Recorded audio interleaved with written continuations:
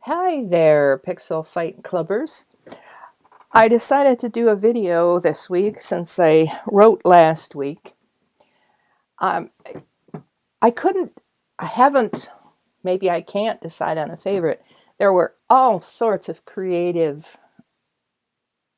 ideas. It just astounds me how diverse the selections are, the compositions are, and just just all sorts of really neat stuff, to be honest. And it makes me feel like a clod sometimes. I struggle even to come up with ideas that I can put on the paper. And sometimes they're a bit basic. But anyways, that's neither here nor there. This is Sherry's image for the week, making lemonade out of lemons. And it's really cool, an innovative idea, still letting her be true to her slightly old-fashioned stories, and a tad bit of magic thrown in. I don't see any errors in compositing. I don't see where anything looks tremendously out of place. You know, I'm not seeing any artifacts around the edges, and the shadows, what there are. A nice job for picking an overcast sky. So about the only shadows you will see will be the ground shadows where the items interact with where they're sitting on. Photographically speaking, it's a nice composition.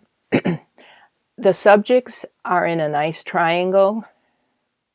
You know, you can follow from the man to his son to the dog to the man to his son to his dog. The important part is sitting on a third line, and the important part, I'm going to say, is probably the trailer. And nothing is completely centered, so it looks rather well.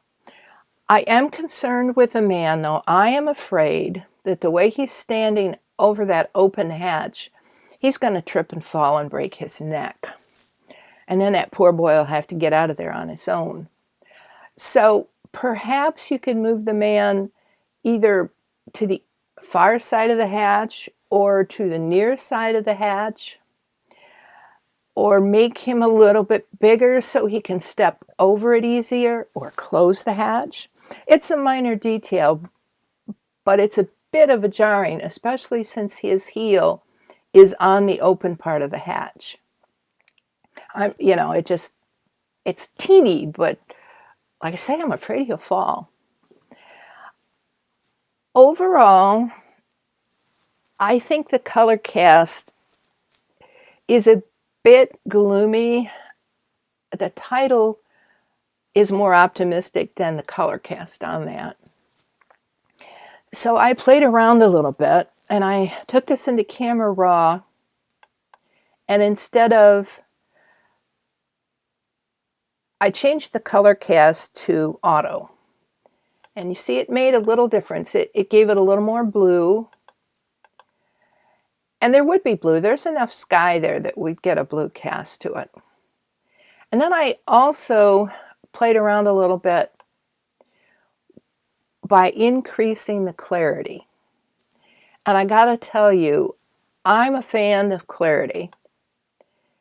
So now I have changed both the color cast, and I have added just a tad bit of red to, as you can see, just a tad bit of red, and I've added some clarity. It makes the water sparkle a little more. It makes everything stand out from their background. Try that next time you're compositing. Try Camera Raw in the different color modes and perhaps a little clarity. I also played around with levels to see if I liked that. And let's see, I'll turn off this Camera Raw filter. I think this is still a little green, and this is just me, and it may be my monitor. You might also think about levels, but then again, am I messing with your magic when I make more contrast? don't know, but at least consider getting that sad green out of an optimistic picture. And then we have Vicki. I think this is absolutely gorgeous. There's only one photograph. Compositionally speaking, I don't see any problem with the composition. I wish that there's a couple of things that jar me. I like the guy in silhouette. I wished he were more into the light of the sky a little bit. And maybe you can consider in your PDS document moving the sky over a little bit, because he does belong in this lower corner. But he doesn't contrast against the sky as much as I'd like. Composition, photographically speaking, it is a good composition. We have the nice angle of the galaxy coming down. We have the subject placed in the lower left corner. It's beautifully put together. There are a couple of jarring areas, if you ask me.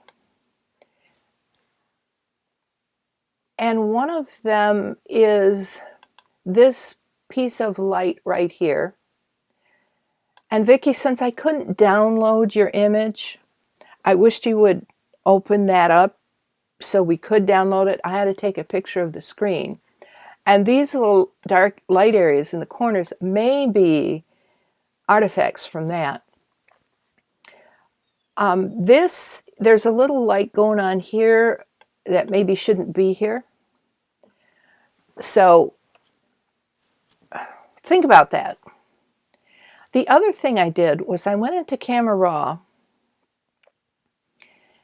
and I upped the clarity a lot. So let me go into that and show you what I've done. Here it is originally, and here it is after I add the clarity. Now it just adds more stars in the sky, which is kind of neat. It does put a little halo around the trailer, which I wasn't pleased with when I cranked it up as high as I can. So I moved it down to where the halo around the truck didn't show. So we have, it's just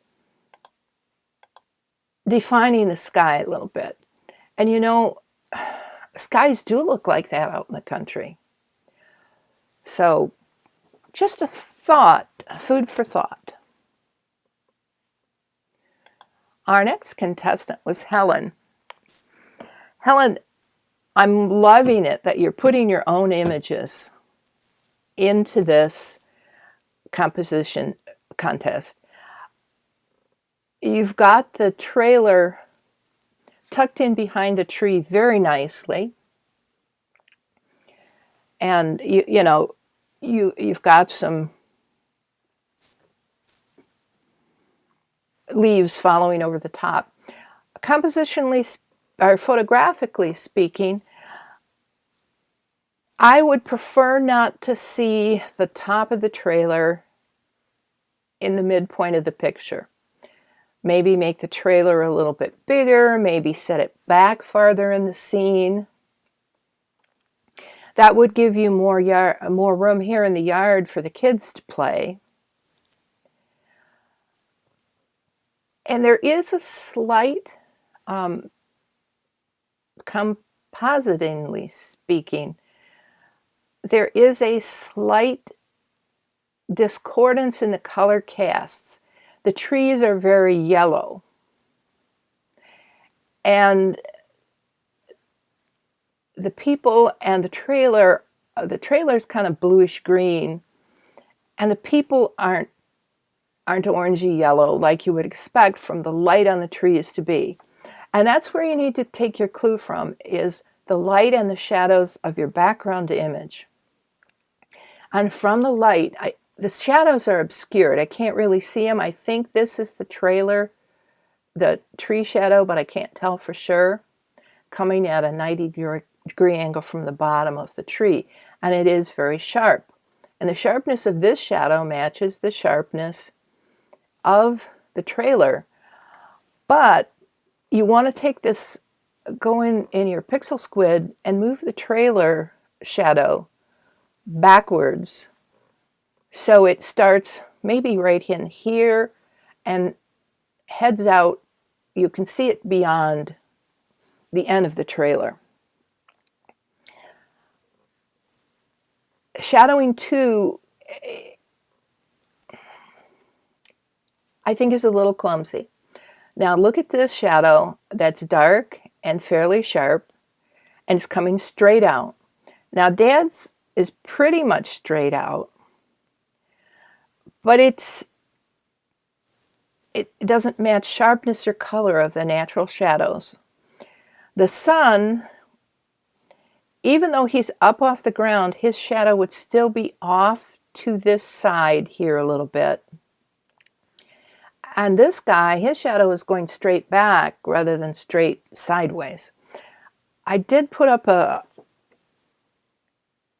couple of Glenn Dewis tutorial, or Aaron Nace tutorials on shadows that might help you just a little bit. But the important part is to be consistent, so the shadows of your background are matched by the shadows that you add. Now, the one thing that really drew my attention was this little bird in the tree. So the first thing I did was heel him out, because anything white draws your attention. And he kept dragging my eyes back up to there, and there's really nothing to see. Now, yes, I went ahead and put this in camera raw, and I added, let's see, I'm sure I added clarity. I didn't change the white balance. I added some clarity here. And I don't know how this will look. Let me go into the hue, saturation, and grayscale. And let me look at, no, I can't, this isn't going to work, so forget that. So anyways, I've added some clarity. And as we toggle that on and off, it makes the trailer and the people match the scene a little bit better. I probably should just have it showing on the people and the trailer, but I'm not going to take the time to do that right now. But kudos, Helen, for bringing your own photography in there. It's just a beautiful day in the park. I love it. And then we come to Russell. It works. Yes, it's centered, but you're showing very clearly what the subjects are. They are mostly the same color, although this is a little more red than the, I'm going to call this a tractor, for lack of a better word. The trailer is a little more red than the trailer. You might want to take a moment to make it a little greener. And let me see if I can do this real quick. Not sure it's going to happen.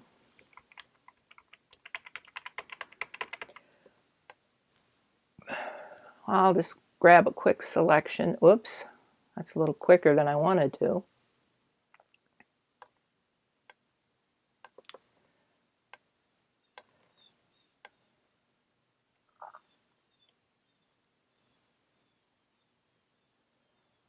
And I really needed, I think, a bigger brush might have helped me a little bit better. But we'll call that good. And then I'll add a layer mask, or an adjustment layer. And I'm going to push tricolor balance here.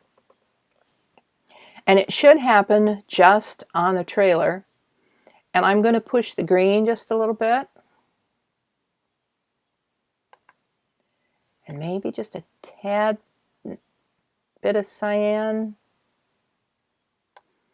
And let me see if I can get the, no, that's not working too well. So I'll leave those alone, put that back to 0 and put this back to 0. And just adding the green alone gets the majority of the trailer to match the tractor. It's just a teeny thing, but keep it in mind for the next time. Now, I also went into Camera Raw with this one and added clarity. I really like clarity.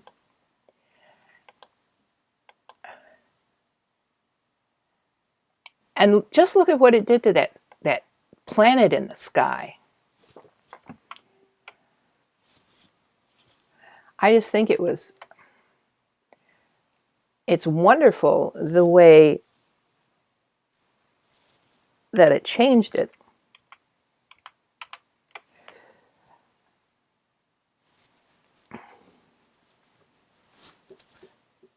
But really neat job. I love the way that you've replaced the trailer wheels with the tractor rockets. Don't know. Anyways, good job. And then we're coming to Jim's camping. The Clampetts are tired of Beverly Hills. They're going back home. Again, this is quite busy, but yet it tells the story of the Clampetts, because if we remember the opening of the show, they had their little car packed full of everything that they could put on it. I don't see any problems with adding things. I don't see any raw edges, and everything seems to fit in the scene fairly well. I would rather see, and this is a personal thing, on your background, I would ask you if you tried to stretch it up a little bit so that the sky and the water met right about here above the umbrella.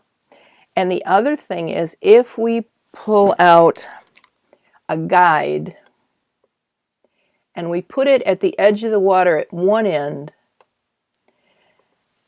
the edge of the water is way taller than that at the other end. All the water is going to run out of your lake, Jim. And then it wouldn't be a very cool place to camp. So keep water level, if you don't mind, when you do backgrounds and stuff. That would get the umbrella away from this demarcation between the sky and the background. I took this into Camera Raw, and I made a lot of changes. I think this is a little dark. I think the skin is a little green, so I added a tad bit of red and some yellow to brighten their skin up. So let's go into Camera Raw and see what I've done. I've added a lot of clarity, some vibrance. It just gets things going a little bit. I might even think about a little saturation. No, not saturation. I've taken the highlights down.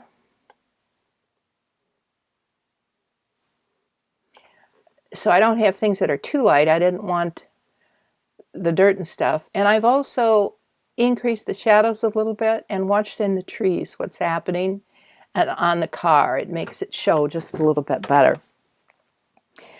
If you haven't used Camera Raw, it's a wonderful way to make some pretty neat global adjustments. And then, of course, we have to look at the tornado. The only thing I could think of was that trailer parks are just tornado magnets. And if there was a tornado anywhere in the area, it would hit a trailer park. But whoops, it hit the White House there. I worry that it's a little dark, but with that sky and that tornado, it would be stormy. I have darkened up the grass a tremendous amount, and it still needs a little more darkening. Or maybe a little bit of desaturation might help it just a little bit. Let's just desaturate there. That helps it a little bit. I've desaturated it. It's still a little light back here because my original image had a sunrise coming right over that hill there. And while I've tried to fix it, it didn't work as well as I had hoped. I tried adjusting the levels a little bit to make it brighter and really didn't like it. I kind of like the green, stormy mood. I'm thinking maybe I should have had more flying pieces of the White House. Maybe I've got too much White House showing here, and I should have had more of it in crumbles. And then maybe bigger pieces flying rather than little pieces. I would have to go back and play with that. I don't know. And it's really kind of neat.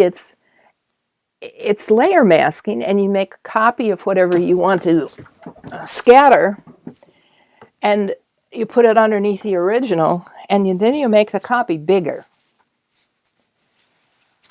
And so what you do on the original, on the copy layer, is that you paint in, and then you put a black layer mask to hide the bigger copy, and then you paint in white with a square brush that has scattering and size changes and all that. And then you play around with it. You paint in white, and you get pieces of it flying bigger. And then on your original, you have the white layer mask, and you paint in black, so you show the sky behind. And that's kind of neat that it works that way. And I've often admired the technique, but that's the first time I've tried it. But Jim did make a remark that I thought I had to follow through with that yellow brick road. And yay, and him for president. Thanks so much. Have a great week.